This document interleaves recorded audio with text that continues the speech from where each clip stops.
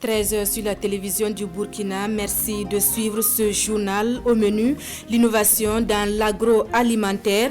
De plus en plus, nos chercheurs proposent des technologies en vue d'absorber la matière première agricole et mettre sur le marché des produits sains et accessibles à toutes les bourses.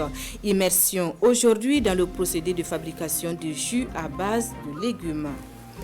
Visite guidée dans ce journal au palais royal du Baloum Naba. Visite suivie de l'histoire du palais qui célèbre son jubilé d'eau en cette année 2022.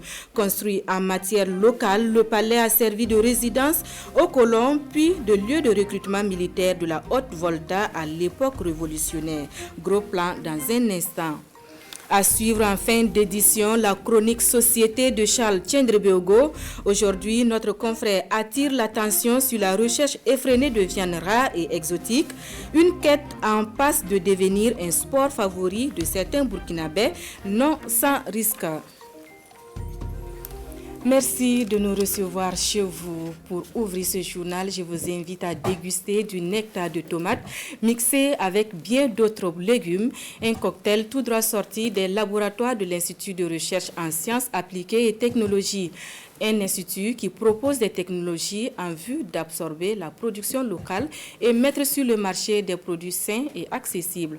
Une de nos équipes a suivi le processus de fabrication de jus à base de légumes. Détails avec Rasmane Zoundi et Ahadi Sandamba. De la tomate, du poivron et de la carotte. De ces condiments sortira un cocktail à servir frais sur des tables à manger et non une sauce tomate. Pour ce faire, l'on a besoin de la tomate ferme, du poivron et de la carotte, bref, des condiments non blessés. Quelques tours à la balance pour peser et doser la matière première. Place maintenant au lavage des condiments afin de diminuer, voire éliminer les substances chimiques utilisées lors de la production et ou de la conservation. Ensuite, il faut éliminer certaines parties non désirables ou éplucher d'autres avant de procéder au broyage et à l'extraction du jus, comme vous le voyez ici en image. Puis, il faut filtrer et procéder à la formulation en y ajoutant du sucre et autres ingrédients. C'est ainsi que l'on ajoute du zeste de citron, question de parfumer la boisson avec un produit naturel. Dans toutes nos formulations, quasiment, nous mettons l'accent sur l'utilisation des matières premières locales. C'est-à-dire que nous évitons au maximum les additifs de synthèse. Voilà, nous les proscrivons beaucoup dans nos formulations et nous préférons mettre l'accent vraiment sur les matières premières locales, d'où l'idée d'utiliser des zestes de citron. À cette étape de la transformation, le nectar est pasteurisé à 70 degrés Celsius pendant 5 minutes. Il s'agit là de la désariération thermique qui permet d'éliminer les microbes et autres bactéries. On peut alors consommer le nectar de tomate sans aucun risque normalement. Mais pour une question de conservation dans le temps, il faut pasteuriser le nectar à nouveau. Et là, c'est une pasteurisation de conservation dans le temps qui prendra 15 à 20 minutes à une température autour de 95 à 100 degrés Celsius. Et à l'issue de ça, nous avons nos nectars qui sont stabilisés et qui peuvent être stockés et consommés pour la suite. C'est un cocktail qui peut être conservé pendant 12 mois, rassure Kourfam Traoré. Voilà, ce reportage est un extrait de votre émission Au cœur de la recherche qui sera diffusée ce soir même à partir de 21h. Des contrats de travail, des plans de carrière ou encore les pièges à éviter en entrepreneuriat.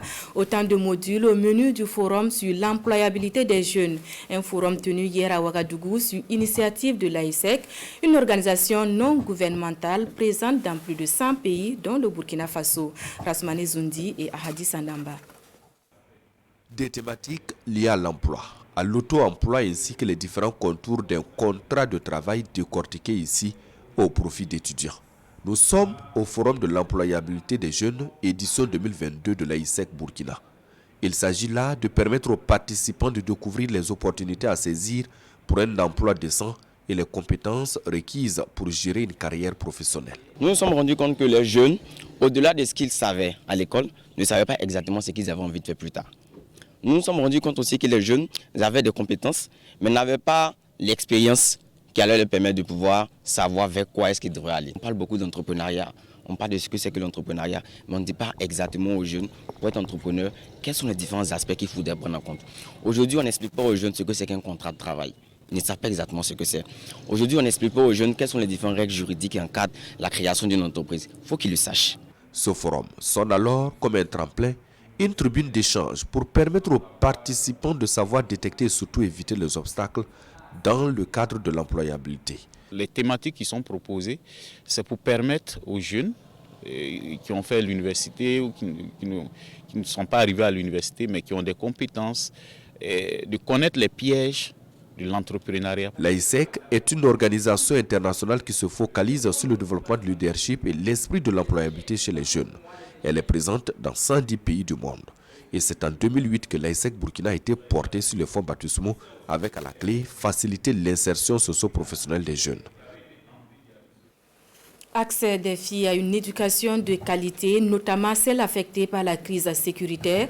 Plan Burkina et l'Agence française de développement s'y attellent depuis quelques mois dans la région du Nord. Le projet conçu et mis en œuvre depuis peu a fait l'objet cette semaine d'une évaluation à mi-chemin. Précision avec Ignace Bado et Jacques Ouedraogo. C'est une rencontre bilan à mi-parcours dans la mise en œuvre du projet Burkina Faso Accès à la scolarisation pour enfants base. Cette session de rencontre a pour but de présenter aux différentes parties prenantes le projet ainsi que le niveau de mise en œuvre des activités du premier semestre du projet et de recueillir les orientations pour la suite des interventions. Ça nous permet de permettre aux membres de ces communautés de nous faire des recommandations pour améliorer la qualité de la mise en œuvre et surtout l'élément de redevabilité, c'est-à-dire s'assurer que tout ce qui est mis en œuvre, non seulement en termes de qualité, mais assurer la transparence de la gestion des fonds. Ce projet est mis en œuvre par plan international en collaboration avec les gouvernements du Burkina Faso, notamment le ministère de l'Éducation nationale, de l'alphabétisation et de la promotion des langues nationales. C'est un cadre d'échange qui va nous permettre de prendre au mieux en charge ces enfants déplacés internes et surtout le monde éducatif en général. Le projet Burkina Faso Accès à la scolarisation pour enfants base est financé par l'Agence française de développement AFD pour une durée de 30 mois. Il vise à soutenir l'accès à une éducation de qualité pour les enfants, particulièrement les filles âgées de 6 à 15 ans affectées par la crise sécuritaire dans la région du Centre-Nord. Et voici de quoi renforcer les rayons des bibliothèques de l'université Norbert Zongo de Koudougou, des ouvrages de littérature anglaise remis à l'université par l'ambassadeur du Japon au Burkina. Une manière pour le pays du soleil levant de participer à l'amélioration de la qualité de la formation dans les universités burkinabées. Le témoignage de la remise des ouvrages avec Jean-Eudes Bayala et Oumou Sissi. 85 livres au profit de l'université Norbert Zongo. Des livres offerts par la Japan Foundation à travers son programme Real Japan Project. Des livres qui abordent des thématiques comme l'économie, la politique, les relations internationales, la science, la culture, la religion, entre autres. Une dotation qui vient enrichir les rayons de la bibliothèque de l'université Norbert Zongo. Ce qui nous anime actuellement, c'est un sentiment de joie. Sentiment de joie qui est partagé par toute notre institution, d'avoir pu bénéficier de cette dotation que nous espérons ne sera pas la dernière. Nous pouvons les rassurer que ces documents vont beaucoup nous aider dans une situation où l'université est encore jeune, avec peu de moyens, et donc, mais avec beaucoup d'étudiants. Et ce projet représente deux doubles symbolique. Premièrement, il engage des activités de recherche des étudiants, ce qui traduit la formation du capital humain. La seconde, expression d'intégrité, de solidarité du peuple japonais envers le peuple burkinabé. Ce don constitue le premier pour le Burkina Faso et le partenaire entend renforcer ses actions au profit d'autres universités du pays. Faire connaître le Japon à travers les livres, c'est l'objectif du programme Real Japan Project, un programme qui intervient dans 138 pays à travers le monde. Nous remontons le cap sur Kaya pour les échos de la commémoration de la 25e journée internationale de la femme rurale. Une commémoration en différé qui a braqué les projecteurs sur les femmes déplacées internes, femmes rurales et production en contexte sécuritaire complexe est le thème de la commémoration qui se voulait un moment de partage et de communion sur fond de l'autonomisation de la femme. De Kaya, le compte rendu de Martin Ouedraogo et Yacouba Kouala. Femmes rurales et production en contexte sécuritaire complexe, c'est sous ce thème que s'est tenue en différé la 25e édition de la Journée internationale de la femme rurale à Kaya. Cette commémoration a regroupé les femmes déplacées internes et hautes de la région du Centre-Nord. Elle a été un moment de communion et de plaidoyer pour l'épanouissement des femmes en milieu rural. Il faut dire que cette commémoration pour la femme burkinabé, c'est vraiment un signal fort dans le cadre de la lutte contre les inégalités entre les sexes en vue de construire une société plus juste et équitable. On voit que la femme rurale paye encore de lourds tribut. À l'occasion, 10 organisations féminines œuvrant pour la promotion de la femme sont décorées. Et pour elles, cette commémoration les invite à la réflexion pour dégager des stratégies afin de mener des activités génératrices de revenus. Toute chose qui va insuffler une nouvelle dynamique de développement. Et le Centre-Nord regorge beaucoup de femmes PDI. Et vraiment, elles ont des difficultés, surtout dans le domaine, comment dirais-je, les activités génératrices de revenus. Je souhaiterais vraiment qu'on leur vienne en aide. Nous avons été honorés aujourd'hui parce que nous accompagnons les femmes pour des activités rémunératrices pour leur autonomisation et cela depuis plusieurs années. Notre projet futur est de créer des activités rémunératrices encore plus pour ces femmes, surtout en ce qui concerne la couture, en ce qui concerne la transformation des produits locaux. 5 organisations féminines ont reçu des chèques allant de 1 à 10 millions de francs CFA pour leurs activités. Du matériel est remis aussi à la coordination régionale des femmes du Centre-Nord. Autonomisation, mais aussi bonne santé des femmes en milieu urbain comme rural. À l'intention des femmes du marché du secteur 10 de la ville de Ouagadougou, la coalition burkinabé de lutte contre le cancer a organisé une séance de sensibilisation sur le cancer du col de l'utérus. Il était surtout question de prêcher les bons gestes de prévention chez la femme et la jeune fille. Instant sensibilisation suivi pour nous par Daouda Ouattara et Karim Bikenga. Des femmes du marché du secteur 10 de Ouagadougou, communément appelé DISIA, à l'école de la lutte contre le cancer du col de l'utérus. Enseignements et témoignages sont les temps forts de cette séance de sensibilisation. Objectif, donner le maximum d'informations aux participantes. Que l'on vaccine nos filles de 0 à 9 ans et que les femmes fassent le dépistage précoce. S'ils font le dépistage précoce, les lésions précancéreuses sont soignées sur place au lieu d'attendre que ça arrive au stade cancer où les soins sont très lourds. Donc l'accompagnement que nous avons vraiment, c'est la sensibilisation, donner le maximum d'informations. C'est une maladie qui n'est surtout pas bonne, donc je conseille à toutes les femmes de plus faire ça parce que quand tu fais ça là, ça nous protège beaucoup. Donc je conseille à toutes les femmes de bien pouvoir aller faire ça. La coalition burkinabé de lutte contre le cancer, Kobukan, mène sa lutte depuis maintenant 1 an. Elle sensibilise les filles à se faire vacciner et les femmes à se faire dépister contre le cancer du col de l'utérus. Entre novembre 2021 et novembre 2022, nous avons fait beaucoup de communication sur le cancer du col de l'utérus. Et le résultat se fait déjà sentir au niveau des hôpitaux. Il y a un engouement des femmes de plus en plus à venir se faire dépister du cancer du col de l'utérus. Et en plus de ça, on remarque que beaucoup de familles, que ce soit le père ou la mère, amènent leurs filles âgées entre 9 et 14 ans vers les centres de vaccination pour qu'elles bénéficient de la vaccination contre le virus qui est responsable du cancer du col de l'utérus. Une projection de films sur la maladie et des panels sont également prévus à cette deuxième campagne de sensibilisation. Le dépistage du cancer du col de l'utérus est gratuit, informent les responsables de la Cobucan.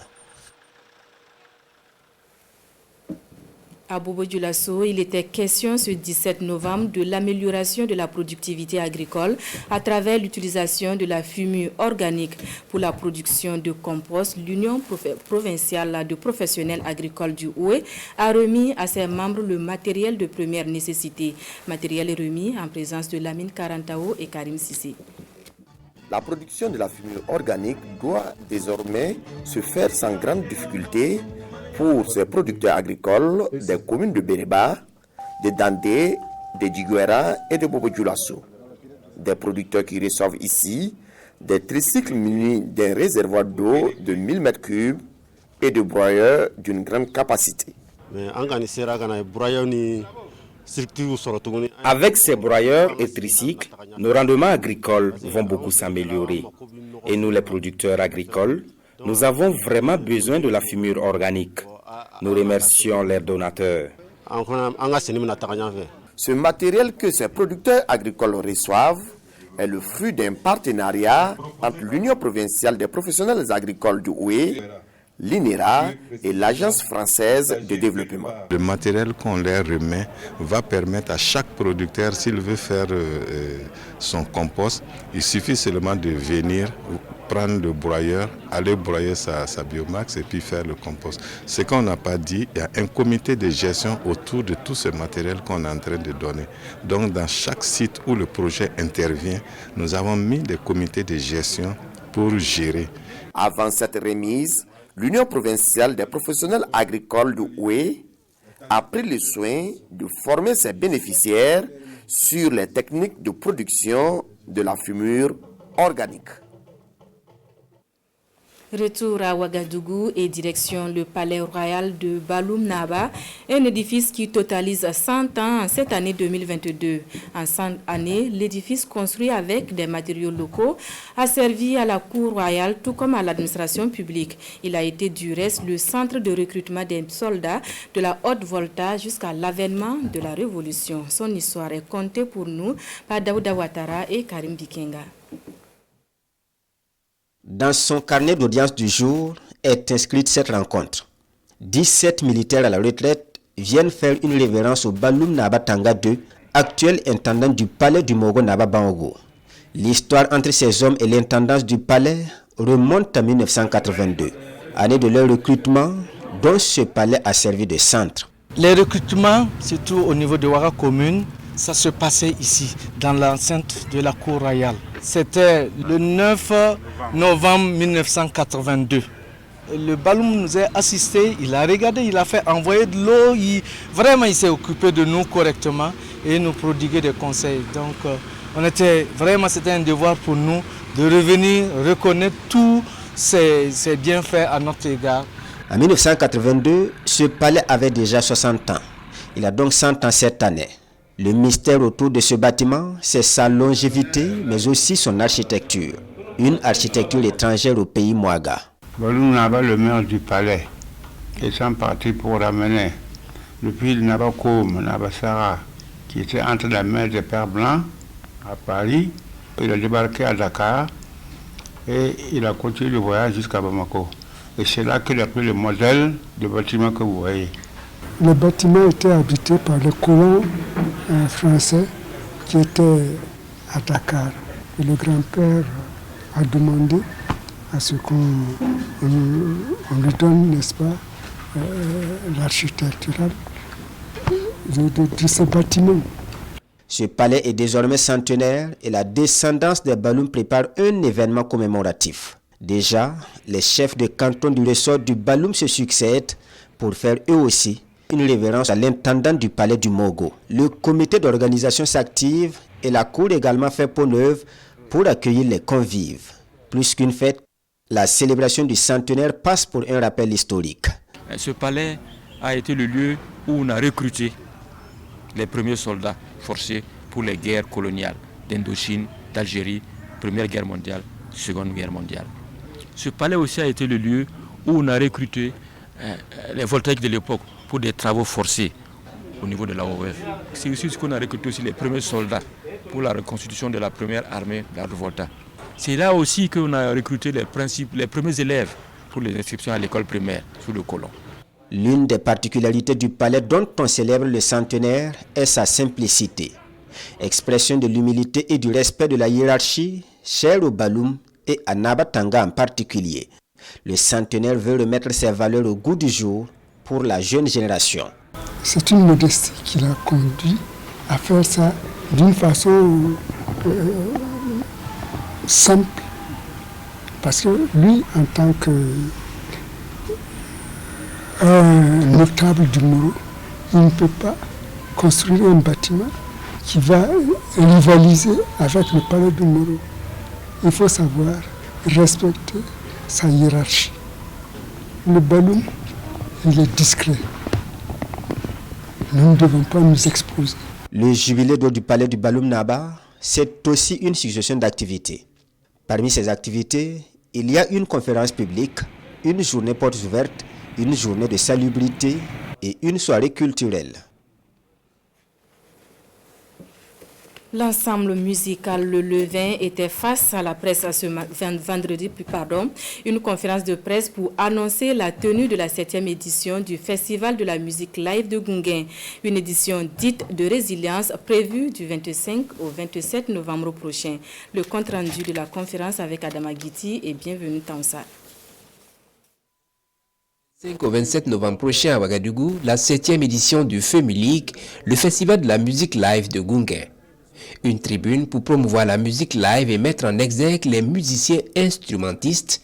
Il s'agit selon les organisateurs de l'édition de la résilience. Le métier de musicien instrumentiste est un corps de métier professionnel dont la reconnaissance et la valorisation contribuera sans doute à la lutte contre le chômage, la pauvreté et la valorisation des corps de métier professionnels. En cette année 2022, le FEMULIC soufflera sa 7e bougie, forte de 6 éditions riches en couleurs et en innovation. Au menu du 7e FEMULIC, un panel, des prestations artistiques, une rue marchande à la place de la femme de Gunguin. Il y a quelques innovations majeures qu'il faut signaler pour cette édition. Nous ouvrons ce que nous appelons la rubrique découverte de talents, qui consiste à offrir la scène à des jeunes talents qui sont peu connus par manque de moyens ou de promotion. Et donc, un des objectifs du FEMULIC aussi, c'est de donner l'occasion à cette génération montante-là, à ces talents cachés-là, d'avoir la scène et de se faire connaître. Et au regard de la situation sécuritaire difficile que traverse le Burkina, les promoteurs du Festival de la musique live de Gunguin annoncent un réaménagement cette année.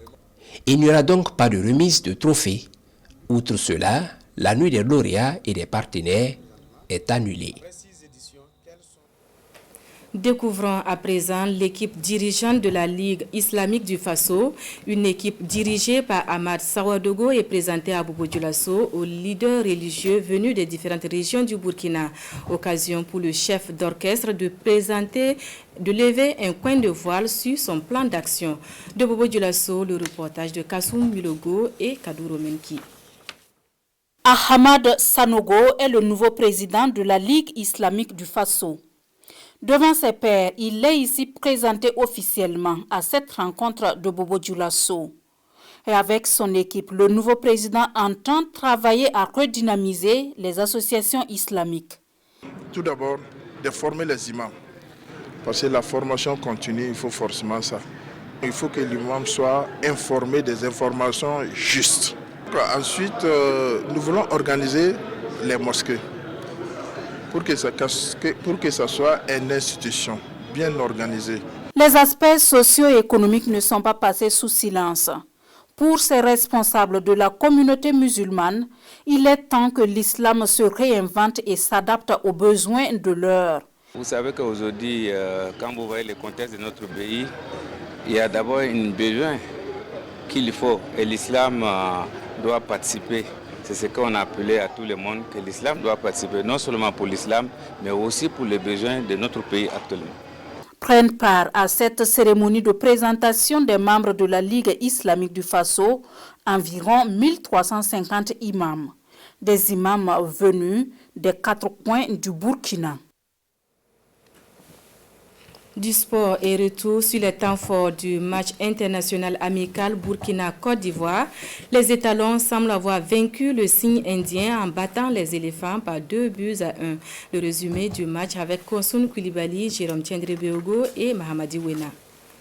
La dernière victoire des étalons sur la Côte d'Ivoire remontait à 27 ans. Un mythe qui a duré 27 ans et que vous venez de faire tomber ce soir.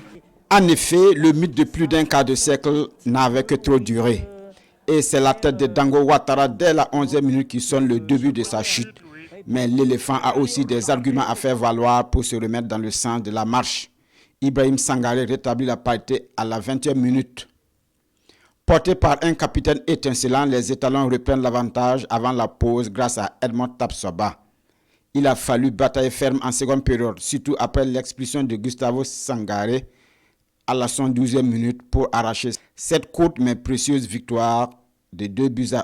On avait travaillé un certain système pour gêner beaucoup l'adversaire avec un bloc à mi-terrain, avec du pressing dans certaines zones, ça a très bien marché. Parce que c'est vrai que les Ivoiriens nous ont confisqué un peu le ballon, ont eu la maîtrise du ballon, mais ils n'ont pas été très très dangereux, à part à la fin de match où ils ont poussé beaucoup et où on s'est retrouvé à 10. Sinon, on ne peut pas dire qu'ils aient eu énormément d'occasions. Le plus important était cette victoire de prestige. Ça fait longtemps qu'on attend ce moment, c'est-à-dire battre la Côte d'Ivoire. Je l'ai dit avant le match, nous on veut continuer à progresser et ça passe par une victoire face à ces grandes équipes. Et voilà, on sait tous la rivalité qui existe entre le Burkina et la Côte d'Ivoire. Je pense qu'on a rendu beaucoup de personnes fières ce soir. Je me sens de mieux en mieux. Je joue maintenant régulièrement en club. Les blessures, Dieu merci, c'est derrière moi. Et voilà, quand je viens, j'essaie d'être le plus utile possible pour mon équipe. Et voilà, aujourd'hui, ça a marché. Voilà, j'ai eu la chance d'être décisif. Peu importe, le plus important, c'était la victoire. Vous n'avez pas idée, mais cette victoire-là, ce qu'elle a fait aujourd'hui pour notre pays, pour notre peuple, vous allez entendre les échos. Et c'est ce que nous vous demandons. Vous avez été des vaillants combattants. Vous avez été des VDP. Et vous avez gagné. Continuez à gagner afin que nous puissions pousser cette avance-là jusqu'à Abidjan et revenir avec la coupe donnée à ce peuple qui aime tant le football et qui a beaucoup souffert pour ça. Je vous remercie. N'avons-nous pas le droit de nous inquiéter quand ça passe? Affaire à suivre. Sport toujours, et sachez que le temps de la grande messe du football mondial sera donné à partir de 14h45 à Doha. À partir de 16h, vous aurez le premier match entre le pays hôte, le Qatar et l'Équateur. Un plateau spécial vous sera proposé donc par la RTB avec l'ex-international burkinabé Jonathan Putroapa et bien d'autres invités surprises. Chronique à société pour finir, Charles Tiendré-Beogo attire l'attention aujourd'hui sur la recherche effrénée de viandes rares et exotiques. Attention, le danger n'est pas loin. Michel ne comprend plus ses amis. Ils aiment la viande et de jour en jour, ils en raffolent. Ils aiment manger de la viande, mais ce qui intrigue, c'est qu'ils aiment les viandes rares, les viandes bizarres, les viandes atypiques, comme si quelque part la lassitude et l'abondance sont venues au bout des bons morceaux et des viandes saines. Michel avait commencé à suivre ses amis dans leur périple quotidien à trouver l'oiseau rare.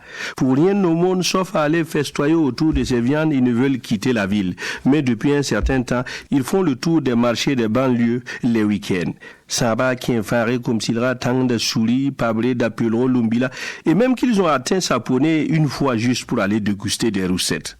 Pour eux, tout passe comme une lettre à la poste. Et comme ils font désormais partie du réseau, les informations tombent en alerte au quotidien. Hier, c'est l'un d'eux qui est tombé sur le bon filon. Cheval au four à Daboya, puis ils ont terminé la journée avec du chat au vin. Le jour d'avant, c'est de Koudou que la merveille est venue, emballée dans un carton. Et c'est de la gare que ce colis a atterri sous les manguiers. Comme c'était un chien en entier, il a fallu appeler un renfort pour le congrès. Naturellement, l'autre groupe a répondu avec promptitude, mais désormais, ils savent qu'ils leur ont passé la main. Il faut renvoyer honorablement l'ascenseur. Ils le savent et ils le feront incessamment, ne serait-ce qu'en se rabattant sur du rayon blanc facile à trouver, ou encore d'autres catégories dans la famille des abats. Le yolro, le boudin, le poutoko, le journal, et tout ce qui se décline en soupe dans les cabarets accompagnés de piments très méchants.